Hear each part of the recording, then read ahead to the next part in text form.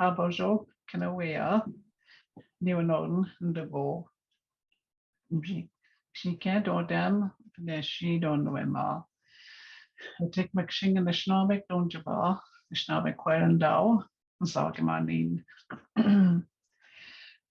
Oh, technology, first of all, I was trying to get on with my laptop and it's not working. So the good old cell phone is is what I'm using to for this webinar.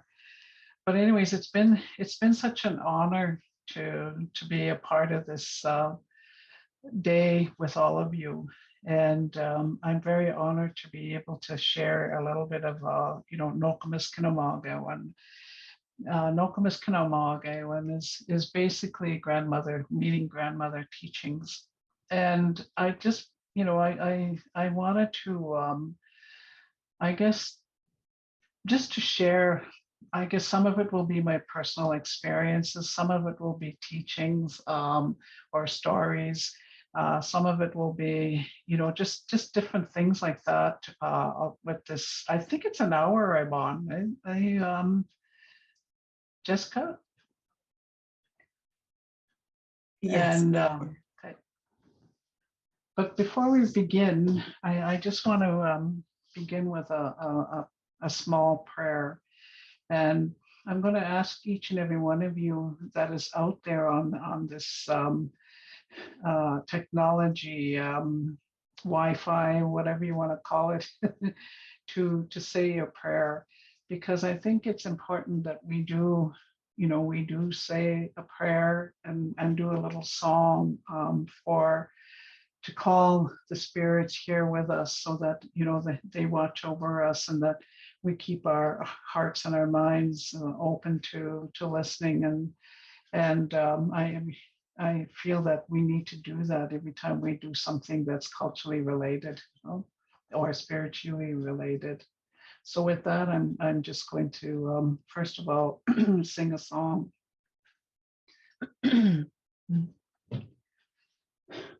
Shagwadamoya, Webindagaya, Shagwadamoya, Webindagaya, Shagwadamoya, Webindagaya. Shabanamoya, Vedinagaya, Shabanamoya, Vedinagaya, Shabanamoya, Vedinagaya. Hajwanamashtam Shimnado, Jwanamashtam Nukmashtam, Nunon, Indigo, Shikado, Dan, Chmigwach Kanagago, Migwach Vamaso, and Jwanamashtam, Hagmashtam, Niwan Mashwan Sananak, Mokmasnanak, Chmigwach Kanagago, Migwach Vamaso, and Jwanamashtam, Nakmashtam, Apchasani, and Niwan Mashwan Sananak, Mokmasnanak. Shkamakwa, Ngasha. Chmiwach Kanagago, Migwach Vamasoan, Aptazagian, Junoshnam, Nahmashnam. Nokomis, Minamashomis, is from England, Chmiwach Kanagago, Migwach Vamasoan, Juanamashtam, Nahmashnam, Aptazagian. Creator, we give thanks for coming together here in this beautiful way. We give thanks for being able to unite in this beautiful way, the way that brings us together, even though we may not be physically together. And we say Miigwech, and we ask you to be with us at this time, so that the knowledge, the sharing, the experiences will be done in that most kind, beautiful way. And we say Miigwech for bringing us together here. Niwen Mishom Sananik Noko. We also say Miigwech to you. We call upon you as well to be with us, to help us do things in that kind, respectful, and loving and caring way, to help us to ensure that the knowledge we share with one another will be done in that most sacred way, that most humblest way, that most kindest way. We ask you to be with us so that we remember that kindness.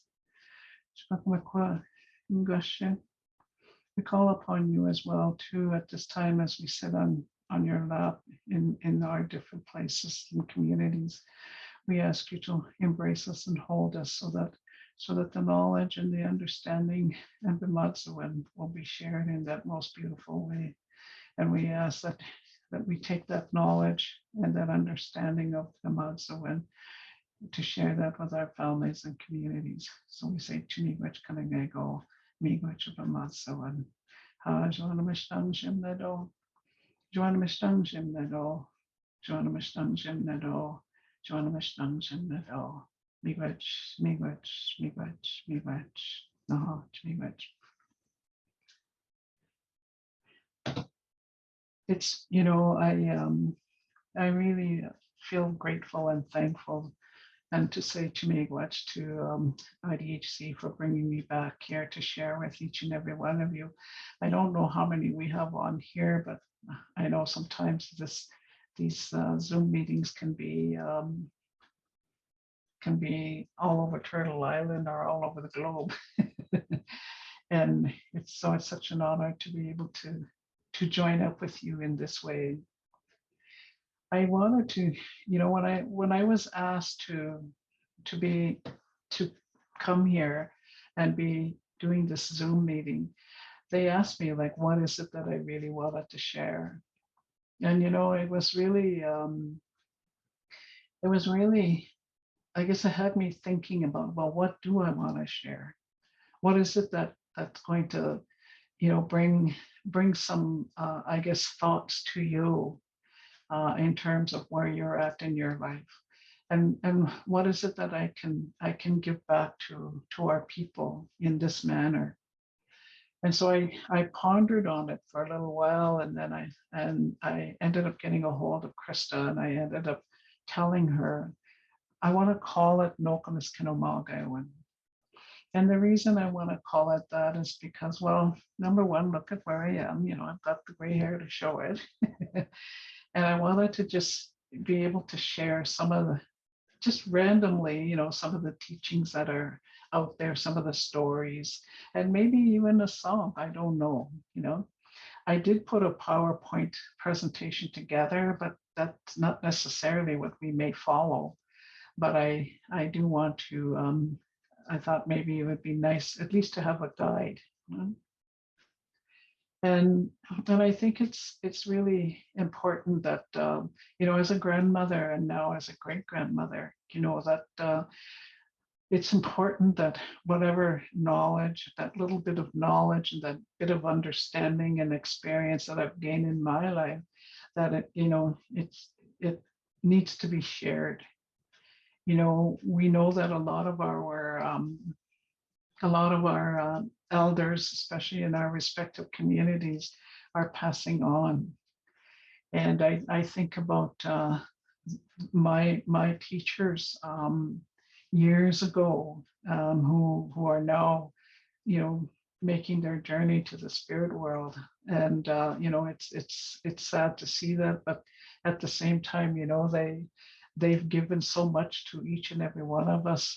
Those of us who have our knowledge keepers there, our elders, who are there to continue to guide us and give us those directions that we need.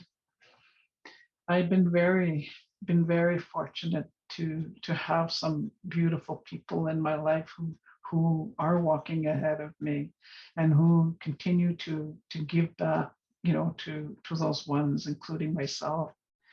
My elders, they're all getting up there. And the one that really, really was close to me, of course, is my mother. And she has given so much to me, shared so much to me, and she's helped me with my children and my grandchildren. And bless her soul, because she's given so much to me. She gave back, and I'm so very thankful. So I thought, Nokomis Kinamalga one is something that I felt it was important to do at this time around. And, there's so much in life that, that we learn. There's so much in life that we take in. And sometimes, there are times when we may end up getting confused, because maybe one elder said this and another elder said that, and so on, and we get confused about it, and we don't know, like what is the best thing for us. And I know that, for me, I have to admit that that's what happened. 2 years ago, I got confused. When I was in my 30s, early 30s, I got confused because there were so many things I was participating in. And like when you hear these ceremonies or these teachings, or you go to ceremonies and you hear teachings and you hear the songs, and you hear knowledge coming from other people. Sometimes, it's just overwhelming that you have to sit back and just say, okay, what is it that is I want to take from there? What is it that is important for me at that point in time in my life? And so that's how, we have to be mindful of that. We have to realize that, it's knowledge that is being passed on to us, and it's knowledge that is coming from our elders. And so, this is what I was hoping to I guess try to put in place with this PowerPoint presentation. And, so we're going to give it a try here. This painting that you see in front of you here, that Nokomis Kinamaka, when this is my family. These are my children, my great grandchildren, my daughters, and they're my son-in-laws. That's my family. When I asked a dear friend of mine if she could do me a painting of my family, and, so she did that. But I have a new one now. She's going to be a year old in next month. She's not on here. Plus, I'm missing one more. So but to me though, this is really, it means a lot to me, because my family, and knowing that in my family, I know that I am the matriarch of my family. And I know that, many of my children, grandchildren, they come here to see me when there's things happening in their life. And so that Nokomis Kinamagawan is what I go by in my family. And they do come. My children, my grandchildren, my great grandchildren, they do come to see me for knowledge and understanding and discipline, and so that's what that, painting is all about. That's what it means to me. The next slide.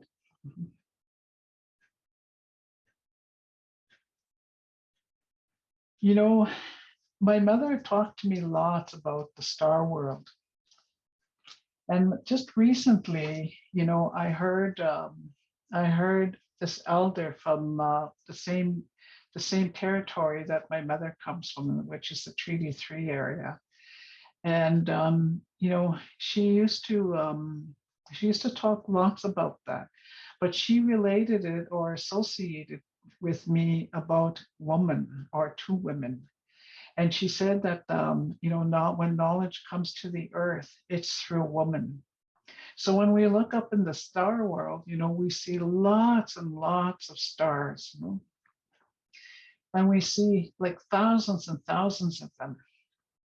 And many of them, she used to say that that's our ancestors up there.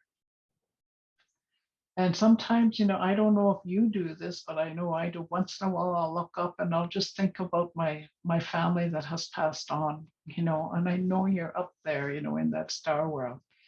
And I think about that, from time to time. And so when I see those stars, they are our ancestors, not only from say my generation, but the generation in the past, or the generation in the in the past going back. They're all there. So when a woman gives birth to a baby, that's knowledge coming to us. And it's very, very important that we listen to our children when they talk. My great niece, she shares stories about her little one, and I just love reading them on Facebook. I have Facebook too. Anyways, I just love reading those stories. What she posts about her daughter, her Donis. And I just, it just fills my heart to know that, she's sharing these things. And I just want to share something with you that was quite hilarious with her. She's about, I think she's 3 or 4 years old. And that's my sister's great granddaughter. I'm making reference here. And she was, my sister was talking to her and saying, can I have I don't know, she was trying to get something from her great granddaughter. And her great granddaughter said, no, no, I'm not going to give you that. And so her great grandma said to her, well, then, okay, then I'm not going to come to your party, and you're not going to get anything. And so her great granddaughter looked at her, she says, well, I didn't invite you anyway, she says. And I thought, oh my gosh, the way that they speak, it's so right on, in that sense, where they're very direct, they're very true, and they're very innocent, you know. And so, when we listen to those little ones when they come into this world, it's reminding us of how we need to be as adults, how we need to conduct ourselves, and how we have to see from their eyes in terms of what they see. So it's very important for us, especially I guess maybe in the future, like the ones that are walking ahead, we have to be very mindful that we have to leave some good tracks for them to follow. So that's where, when these little ones come here, they bring that knowledge from the star world. And when we look at those stars, we see a lot of that knowledge. And it's a reminder to us that that knowledge is up there. And when we see a shooting star, we're seeing that, oh, my mom used to say this to me, whenever we saw that, she said, oh gosh, more knowledge coming to the earth. And I kind of asked her, like, what did she mean by that? And she said, well, when we see those shooting stars, again, we're witnessing knowledge coming. So when you think about that in that sense, it's the woman that is that very first teacher. She is the one that is bringing that knowledge through the doorway of her. And so when we think about those stars, we see a lot of that knowledge coming when a woman comes. She carries life. It's not to exclude the men in this by all means, because a woman can't get pregnant without a man. But it's just well, I'm excluding technology here. I'm not going to, I'm not referring to technology.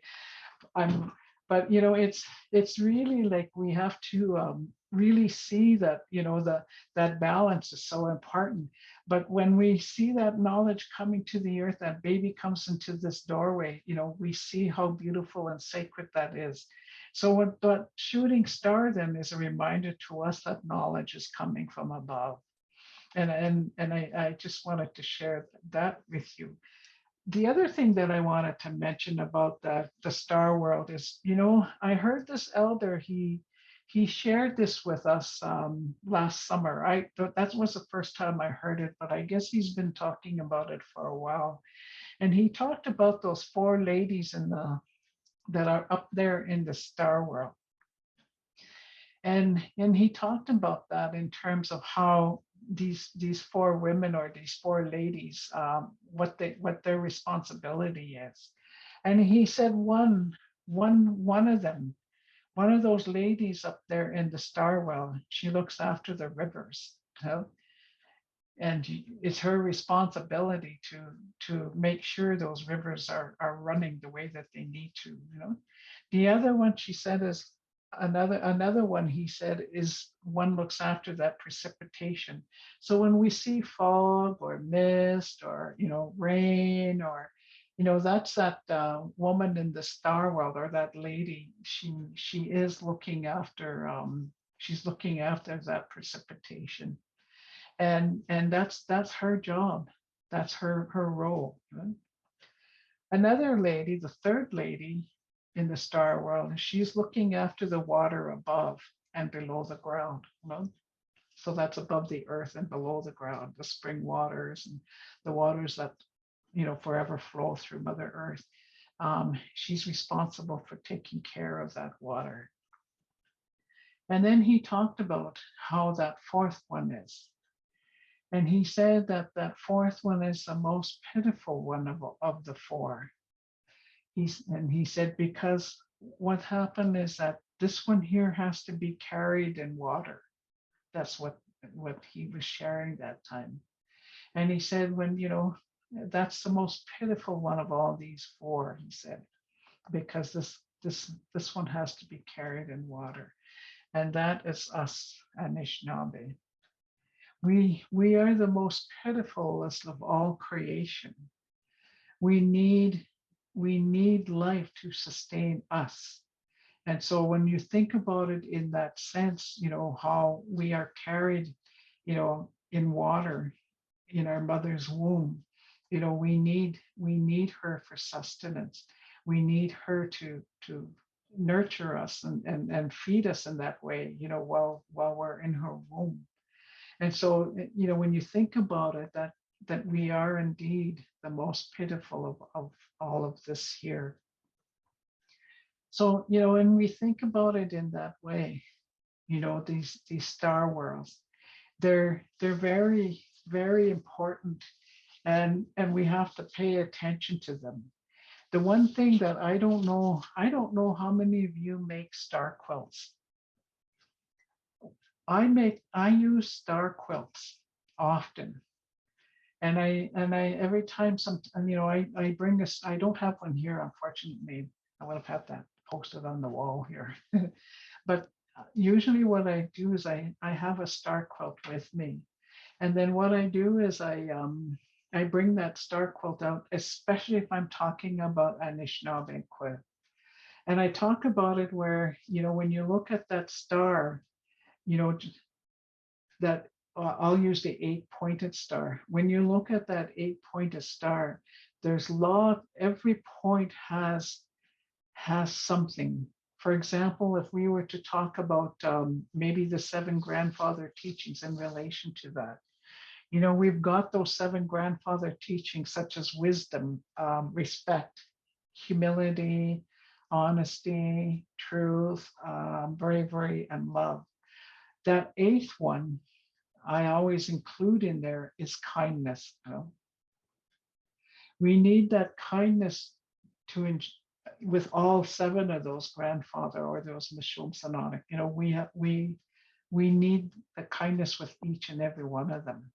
And so I always include the kindness in that 8-pointed star when we talk about the 7 grandfathers. And that's one. The other example that I use for the star is when I'm putting a girl out for her rites of passage, and I'll share with her the importance of her roles and responsibility as a Anishinaabe queer, and what she needs to learn and what she has to take in during her 10-day isolation, as well as her year-long berry fast. That's how long it takes for the girls. And in there, I might put in there like her roles and responsibilities. You need to understand your roles and responsibilities. You need to understand your relationship with the nabith, that water. You need to know what healthy communication is. All those examples I provide to them when these girls are in their isolation. I bring that star to them and I show that. And then when you look at each one of those points in each one of those, it filters down to the center.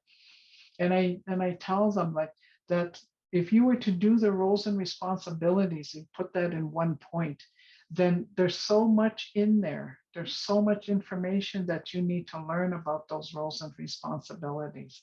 And so that's what I share with them with each and every one of them. And they may differ. For example, like I might have eight topics, but then there could be other ones. So I share with them that these are the things that come from these 8-pointed stars. And when I bring them out from their rites of passage, they're covered in that star blanket because we're not allowed to see them until they smoke the pipe. And then when they turn around, that's when the girls see the people for the first time after their 10-day isolation. And it is there we acknowledge her now. In our language, we say Shkiniqua means new young woman. And it is there that we honor her because now she can sit in the circle with women. And that 8-pointed star, I give them that blanket. And I tell them that this is a reminder for you for what you need to learn throughout your life now. So that's one of the things that I do. The other thing, going back, let's go back a little further here to when this skinny quail was a baby. I will make, or I will buy a star quilt, a baby star quilt, and present that to the baby. And then because the baby is a reminder, when we see that star quilt, it's a reminder of us that baby came here and she or he is going to bring knowledge from above and share that with the people. So I give them that star quilt. Every one of my grandchildren and great grandchildren have them. And my daughter, I have three daughters and one foster daughter. And like I share that with them. They didn't get no star quilts. No, just kidding. They were ghee bodice. No, just kidding.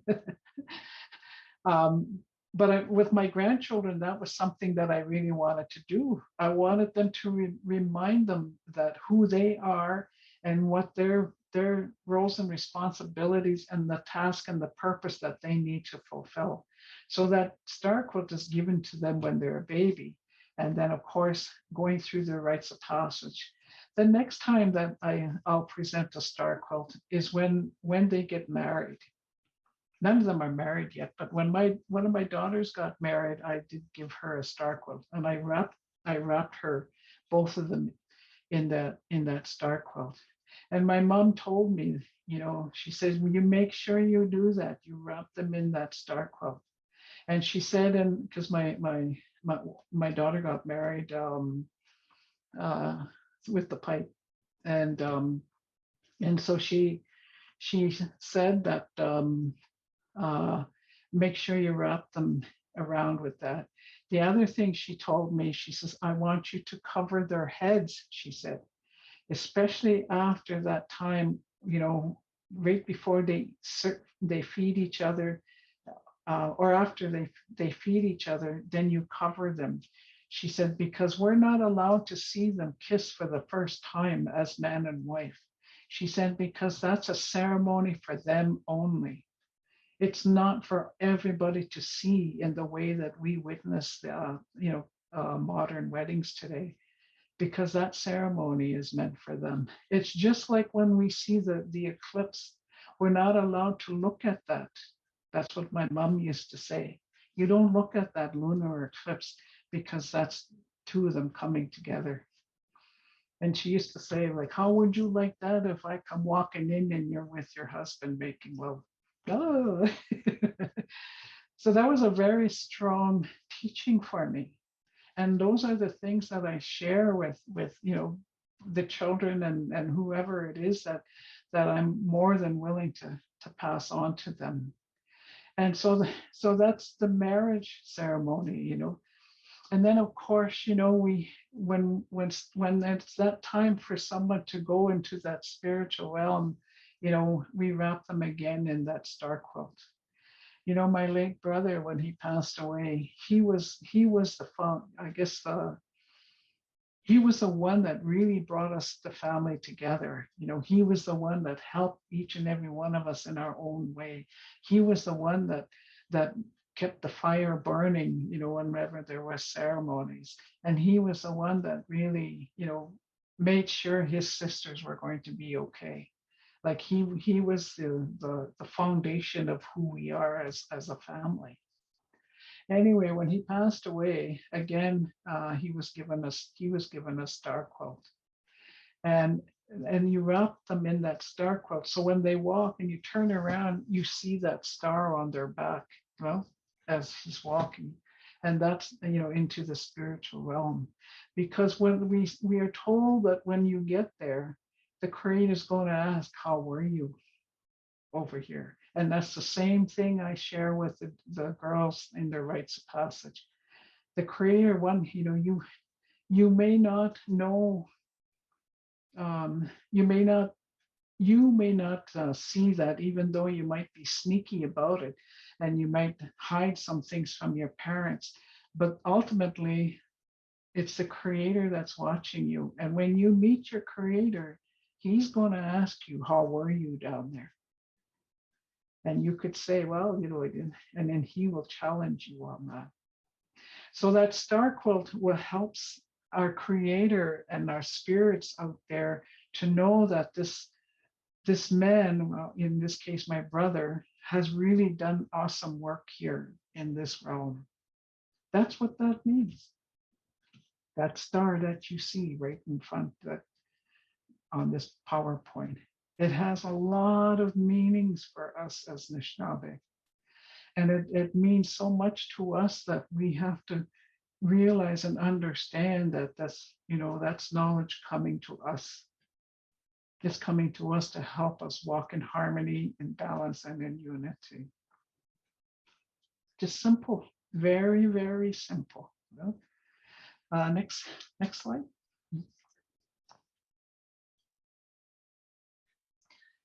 I gotta go and squint and look because it's on my phone.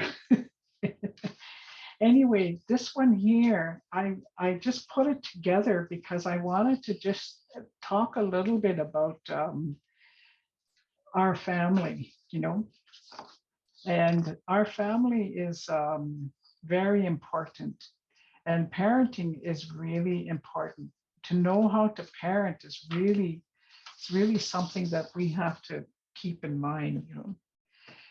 I look at our universal family, which in this case is the sun, the moon, and the earth.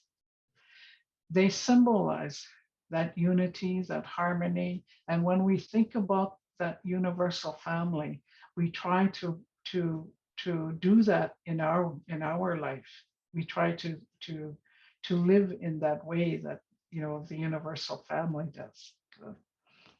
And then our next one is the family of wolves. We know that if we really use our eyes and if we really pay attention, the animals continue to follow their original instructions. But it is us as Anishinaabe, going back to those four ladies in the sky, and she had the responsibility of helping us because we are the most pitifulest of all this creation. And so when you look at these wolves, they continue to follow their original instructions, just like all the animals out there. And so for us, we have to learn from creation. So when you look at the sky and you see that sun and then you see that grandmother moon, especially now, sometimes you can see her as she's setting in the west, and you think about about what she has and that relationship she has with the earth, and the same thing with the sun, you know. And then when you look at the animals, like for example, the wolves, you know, we know they mate for life. You know? uh, Ravens mate for life, eagles mate for life, you know, elephants mate for life. Like all these animals, you know, and the flyers, you know, they're following their original instructions, and they're doing what is meant for them to do. And so we as Anishinaabe, you know, when we look at these animals, you know, we learn from them. And you know, like I've done some fasting in, you know, in my life, and I really saw some beautiful animals. One of them that used to always come and visit me each time that pretty much most of the time that I was out there, was the deer. And not, it wasn't the deer, it was the doe. And she would come and lay by my lodge in the bush. And her gentleness, you know, her I could hear her breathing, and I could see that she was just so, I guess the word I could describe would be humble, because she just was so quiet, so, you know, she was taking care of me while I was out there.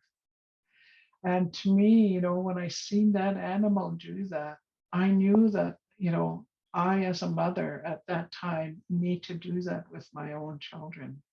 I need to be like her in terms of being humble and quiet, you know, because sometimes, you know, in my journey, I've seen people or women, you know, that speak up and they're very vocal.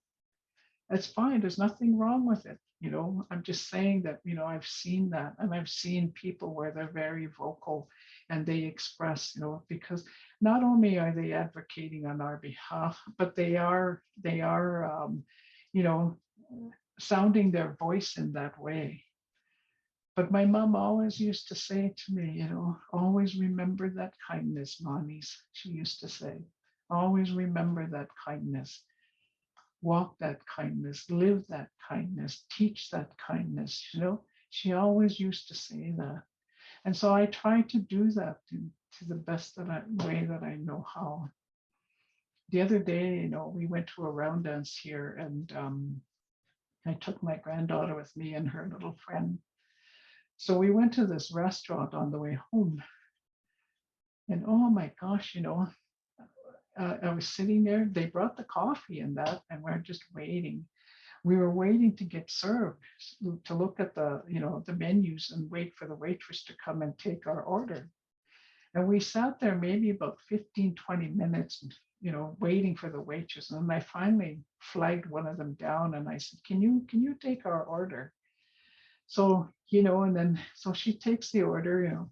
Then we waited about another 20 minutes to half hour for it to be served. So by this time, I'm losing my patience. And I said, you know, I said, Wasa, I said, I think maybe we should just go. You know, we'll just leave and we'll go because it's just taking too long, you know.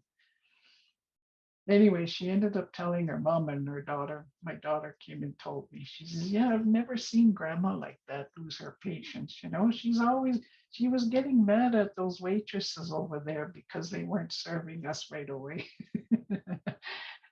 And I was telling my Donis that I said, "Yeah, that service was slow there." I said we could have went across the tracks and there was another restaurant there, you know, where we could have grabbed something to eat.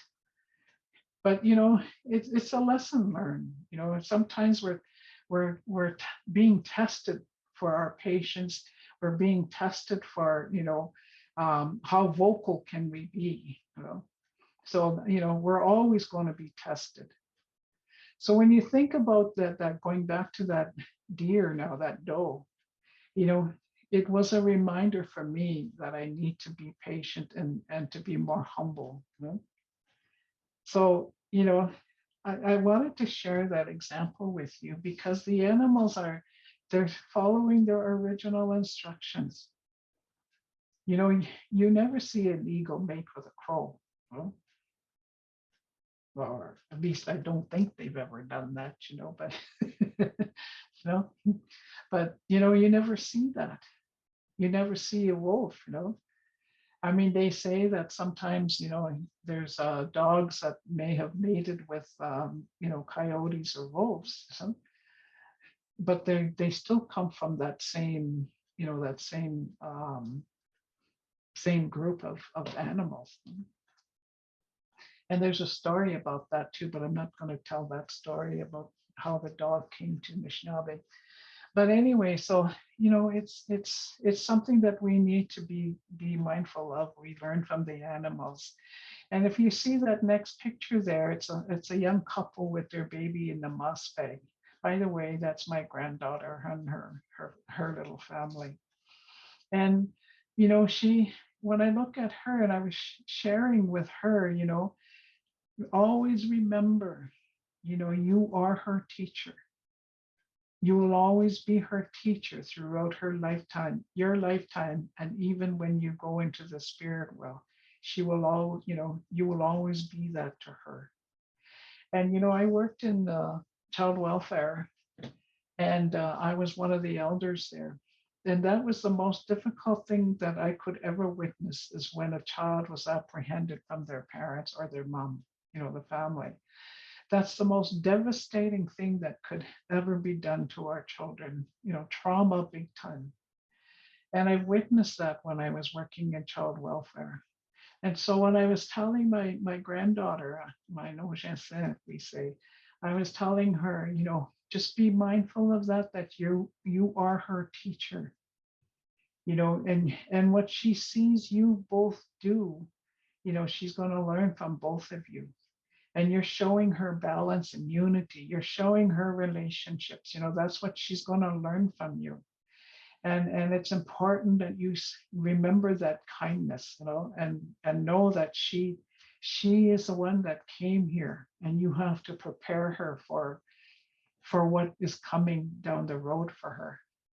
And anyway, so she did all those beautiful ceremonies for the baby. And it was really nice to witness this from my granddaughter. She's my oldest, and to see her that, even my granddaughter's partner, his grandmother is um, I think it's called a deacon. I'm not sure, but anyways, that's what she is in the church.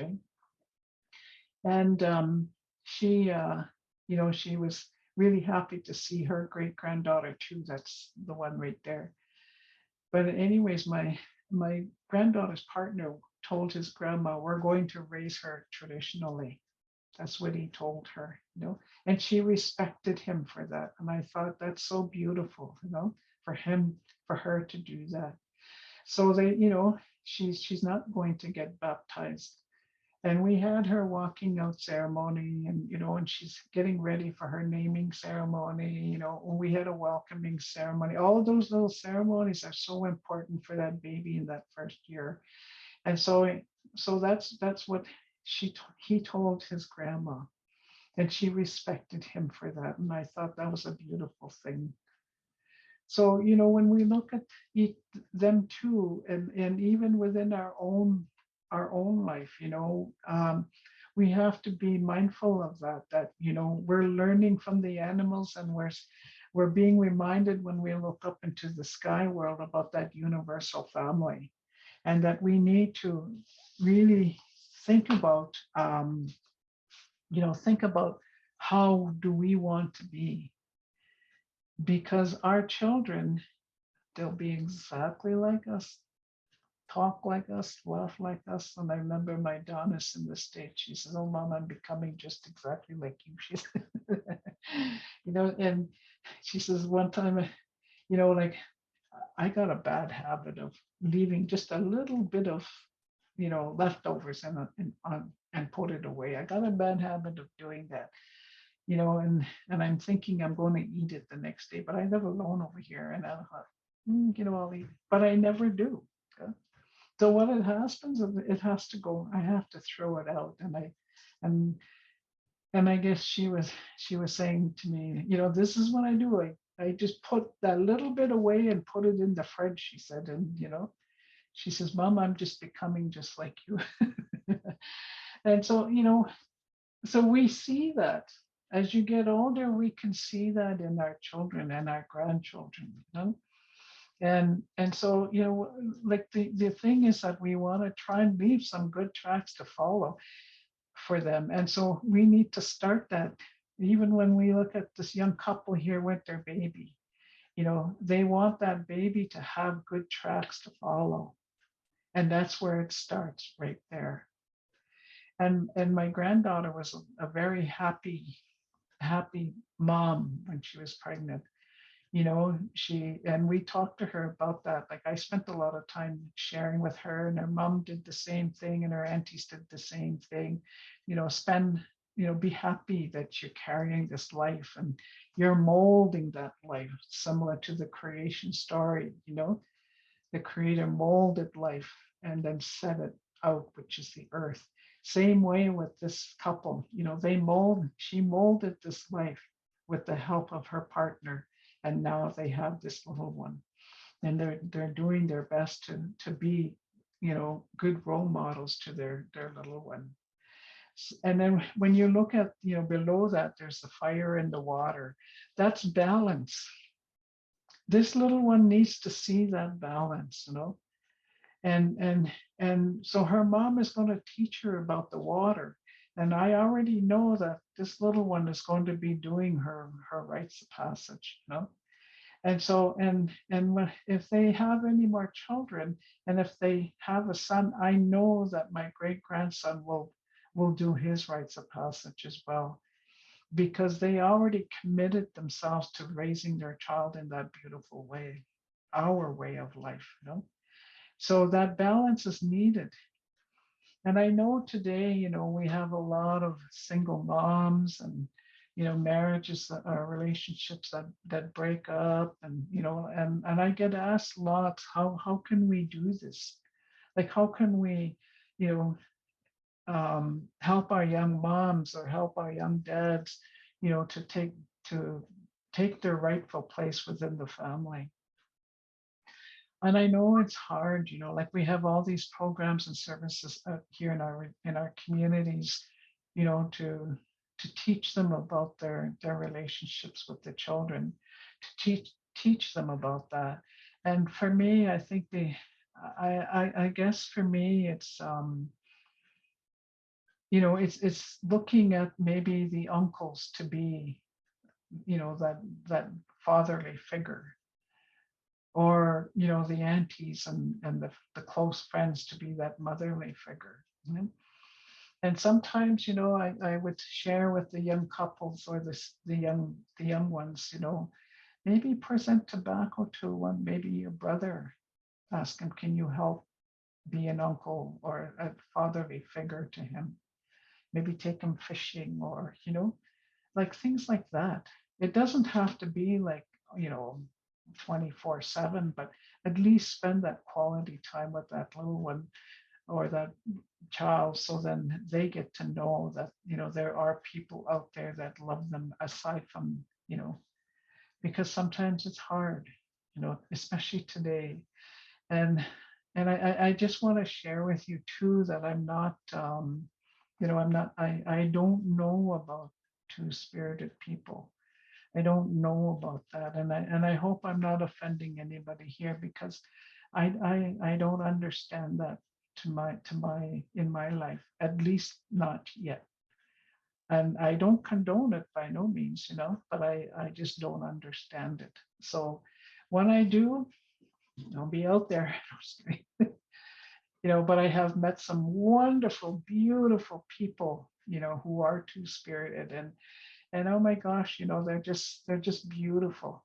So I don't have anything negative to say about it, just that I don't understand it and I don't know. So I just wanted to share that with you, all of you, in case, some of my my or some of the ones that are on here may be that. Oh, So next slide.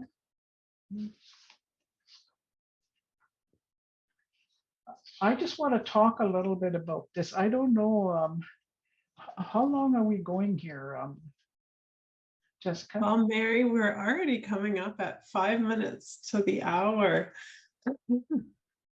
Oh gosh. Well, I'm not going to spend a lot of time on this because I think majority of you know about the medicine wheel, but I want to bring it in closer to you because it's important to know that, we're made up of body, mind, spirit, and emotions.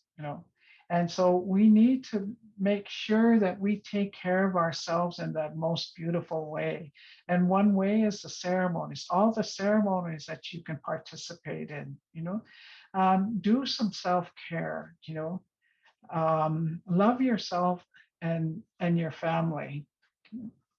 Be that healthy parent. Because when we look at this, when we look at you, you are sacred, and you are indeed, a sacred part of this creation. Look at my creation here. And you are worthy.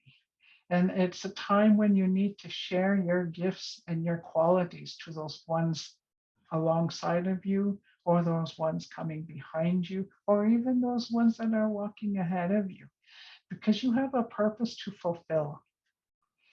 And you have that responsibility. When you came into this world, you were pure. And through God as it may be, you go through a lot of these hardships for reasons. There comes a time in your life when you're able, you can go and share with them, that this is what happened, and this is what I learned, and this is what I got out of it. And so that's why it's important to focus on yourself. Learn more about yourself. Don't be afraid to talk about yourself. The next slide. This one here, I'm going to quickly run through.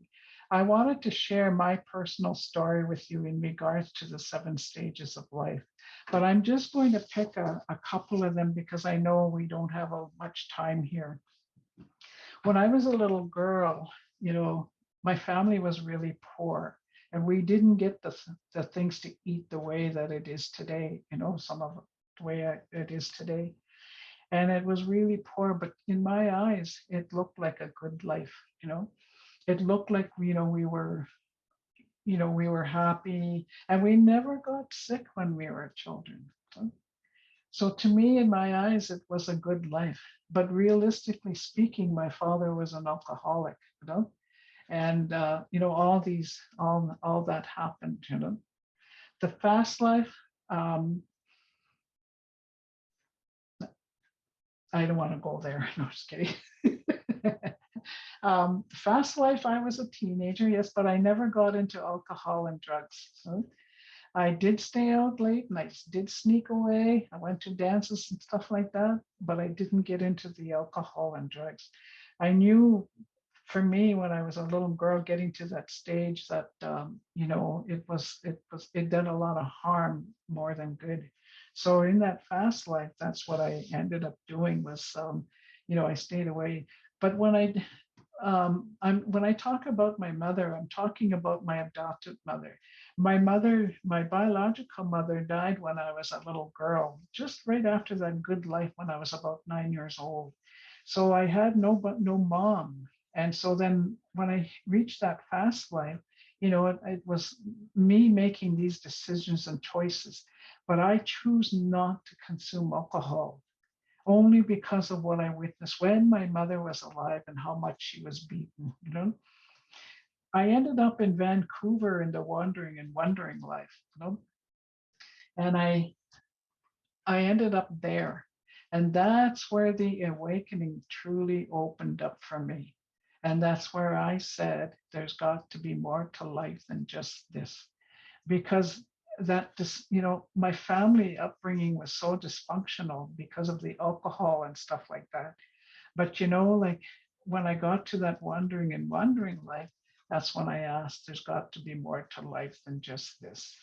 So then the truth life is where I ended up getting married, and I started having my babies. And it was there, still. I ended up going to Indian day schools when I was 9 years old. And when I completed that application for the Indian day school, I realized something that I never ever thought was there. It wasn't until this person that was helping me complete this application, he told me, he said, those nuns taught you how to parent. That's what he said to me.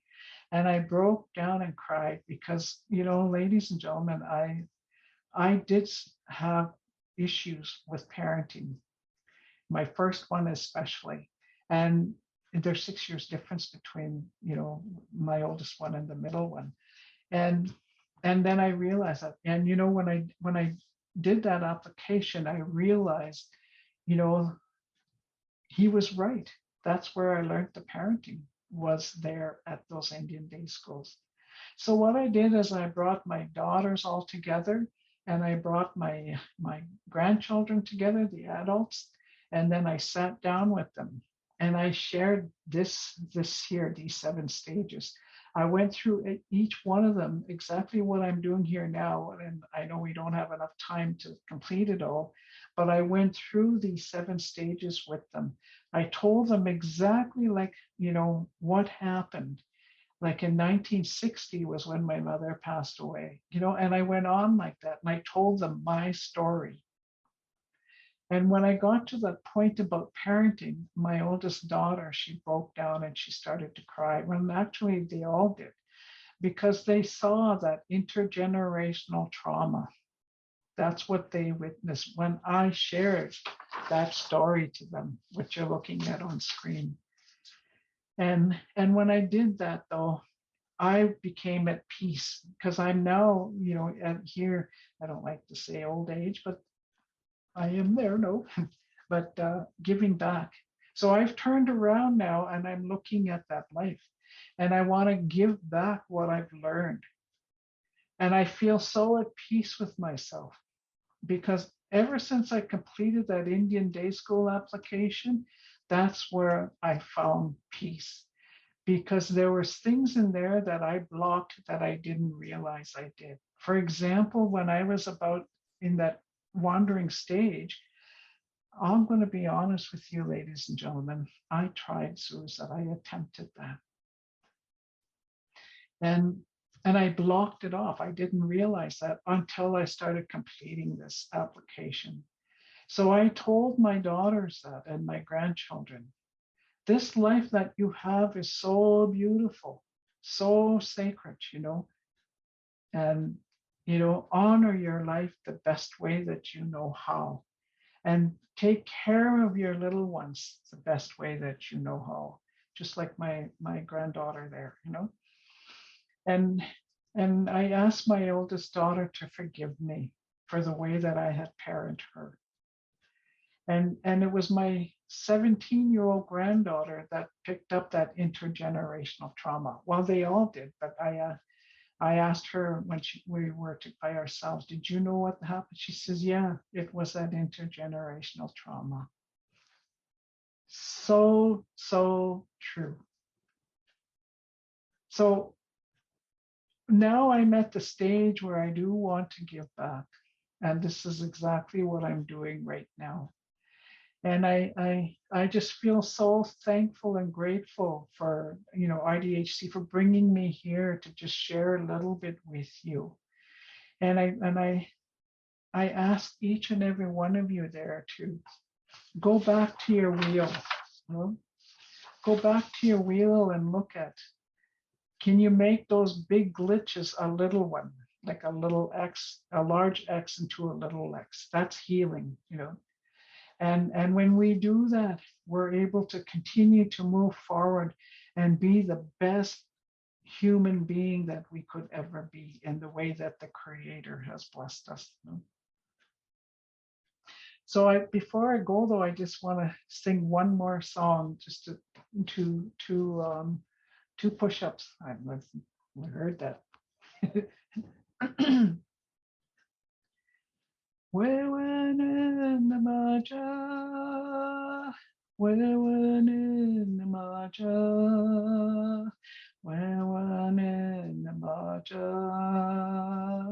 wewen in the maja, wewen in the maja, wewen in the maja. Wewen in the maja, wewen in the maja. Caho, miigwech.